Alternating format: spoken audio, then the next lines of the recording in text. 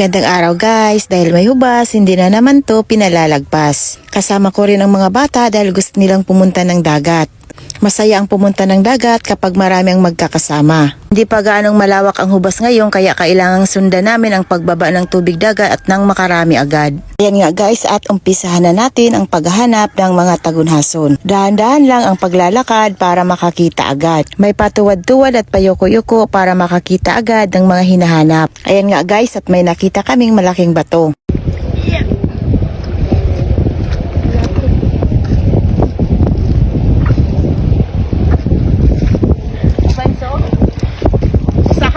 Nakakita agad kami ng isang sahang sa ilalim ng malaking bato. Patuloy pa rin ang paghahanap namin ng mga tagunhason. At may nakita akong isang tikaw. Sa bandang unahan, nakakita naman ako ng sahang.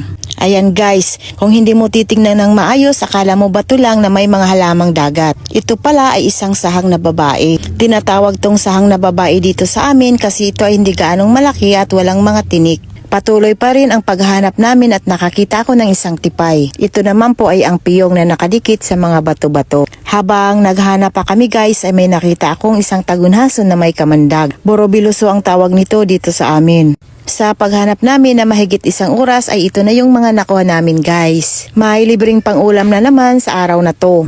At malalaki pa ang mga nakuha namin. Ito na yung kuha namin guys. O ayan, nakadami na din. May libreng pang-ulam na naman mamaya. Yan o. Dahil may libreng pang-ulam na kami guys, hanggang dito na lang kasi mainit na ang sikat ng araw. Salamat po sa panonood nyo. Hanggang sa muli, ingat po ang lahat. Bye!